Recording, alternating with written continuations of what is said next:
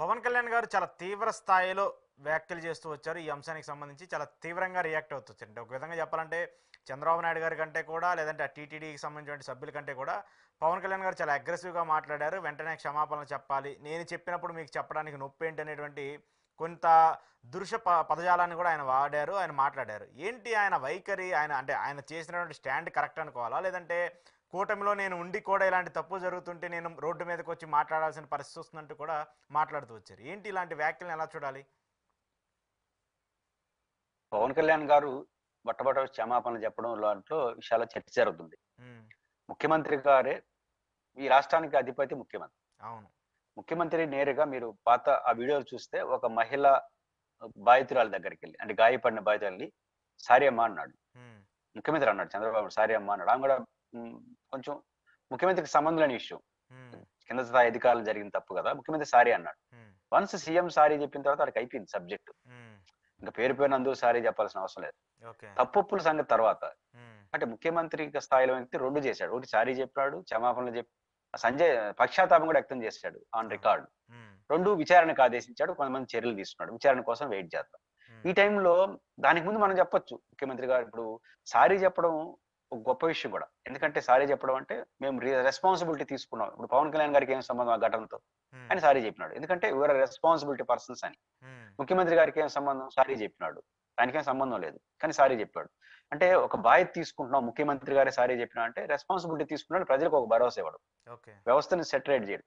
ముఖ్యమంత్రి స్థాయిలో చెప్పేసిన తర్వాత కింద వాళ్ళ నుంచి సారీ అనవసరం. హ్మ్. చెప్పొద్దని నా ఉద్దేశ్యం కాదు.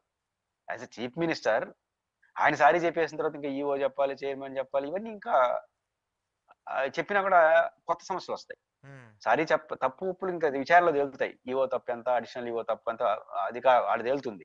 నా హ్మ్. పాయింట్ ఏంటంటే ముఖ్యమంత్రి చెప్పేసిన తర్వాత ఇంక ఈఓ గారు వచ్చి, చైర్మన్ వచ్చి మేము కూడా క్షమాపణ కోరుతున్నామంటే కొత్త సమస్యలు ఎట్లా దారితీస్తాయి? హ్మ్. ముఖ్యమంత్రి గారి సారీని ఎట్ట చూస్తాం? మీరు నేను అవును. చాలా ఒక బాధ్యతగా హ్మ్. చూస్తాం. హ్మ్. ఎందుకంటే చీఫ్ మినిస్టర్. హ్మ్. కానీ ఈఓ సారీ చెప్పి మా తప్పు జరిగిన సారీ అంటే వెంటనే జర్నలిస్ట్‌గా మీరేమంటారు? ఆయన తొలగించండి అంటారు. అవును. అంతేనా? సారీ చెప్పడం అంటే తప్పు చేసినామని. హ్మ్. చంద్రబాబు గారు ఒప్పుకున్నట్టే కదా! తప్పు చేసి సారీ సారీ చెప్తున్నా చెప్పలా. అంటే తప్పు చేశామని ఒప్పుకున్నట్టే కదా! చంద్రబాబు గారి సారీ అంటే రెస్పాన్సిబిలిటీ. హ్మ్. నేను హెచ్ఓడిగా బాధ్యత తీసుకుంటున్నానండి. ఈఓనో, ఇంకోరో సారీ చెప్తే మీరు మీరే తప్పు అని చెప్పు. తప్పు అని సారీ చెప్పినప్పటికి పంపించండి ఆయన అంటారు. హ్మ్. ఈ కాంప్లికేషన్స్ వచ్చేస్తాయి ఇంకా. ఓకే. అయిపోయింది. కానీ యాక్షన్‌లోకి ముఖ్యమంత్రి వెళ్ళిపోయిన తర్వాత మళ్ళీ సారీ చెప్పడం అంటే ముఖ్యమంత్రిగా పవన్ కళ్యాణ్ గారు సారీ చెప్పడాన్ని తప్పట్లేదు. ఎందుకంటే డిప్యూటీ చీఫ్ మినిస్టర్ రెస్పాన్సిబిలిటీ. హ్మ్. Chief minister responsibility. ఓకే. అయిపోయింది. వాళ్ళని అభినందిద్దాం. నామోషి పోకుండా చెప్పారు. కానీ ఇప్పుడు మళ్ళీ యాక్షన్‌లోకెళ్ళిపోయి విచారణకు ఆదేశించేసిన తర్వాత మీరొచ్చి సారీ చెప్పండంటే కొత్త కాంప్లికేషన్స్ వస్తాయి. కాబట్టి హ్మ్. సారీలు కాదు. విచారణ జరిగే టైంలో ఇంక సారీలు హ్మ్. కొత్త రాజకీయ సమస్యకు పోతుంది. కాబట్టి ఈ విషయంలో పవన్ కళ్యాణ్ గారు ఈ విషయంలో ఇంకా అనవసరం. ఆయన ఏం కోరొచ్చంటే ఆయనకి నిజంగా వీళ్ళిద్దరి మధ్య చాలా తీవ్రమైన అభ్యంతరాలుంటే నేరుగా ముఖ్యమంత్రి దగ్గరికెళ్లి మాట్లాడి వాళ్ళే కాదు ఈళ్ళని ట్రాన్స్‌ఫర్ చేసేయండి. యాక్షన్ తీసుకొని చెప్పొచ్చు. తప్పేం లేదు. ఓకే. కానీ అది కుదరకపోతే ఆడ ఉంటూ ఉప ముఖ్యమంత్రి గారు వ్యాఖ్యలు చేస్తే కూటమిలో లొక్కలొక్కలొస్తాయి. ప్రతిపక్షానికి బలం చేకూరదు. అధికార వ్యవస్థ మీద రాంగ్ సిగ్నల్ ఎళ్ళిపోతుంది. ఓకే. ముఖ్యమంత్రి ఎస్పీని ట్రాన్స్‌ఫర్ చేసిన తర్వాత ఉప ముఖ్యమంత్రి వచ్చి పబ్లిక్‌గా డీజీపీని ట్రాన్స్‌ఫర్ బదిలీ చేయండి అన్నాడనుకోండి. హ్మ్. ఇంక ముఖ్యమంత్రి మాటకి అది నిన్న చంద్రబాబు గారు డెసిషన్ చెప్పేసినాడు. ఇది నా హ్మ్. డెసిషన్ విచారణని. హ్మ్. వితిన్ హాఫ్ అన్ అవర్‌లో పవన్ కళ్యాణ్ గారి వీడియో వస్తా ఉంది. హ్మ్. వాళ్ళిద్దరూ సారీ చెప్పాలి. వాళ్ళిద్దరిదే బాధ్యత అన్నాడు. అవును. వాళ్ళిద్దరూ విఫలమైపోయారన్నాడు. ఇప్పుడు ముఖ్యమంత్రి ఏం చేయాలి? హ్మ్.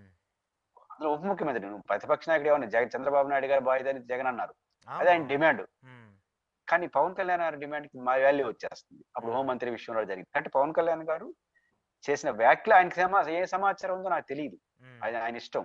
కానీ ఆయన ఉప ముఖ్యమంత్రి కాబట్టి వితిన్ ద డోర్స్ హ్మ్. చెప్పదలుచుకున్న డోర్స్‌లో చెప్పాలి. బయట చెప్పేస్తే ఏమవుతుందంటే కాంప్లికేటెడ్ అవుతుంది.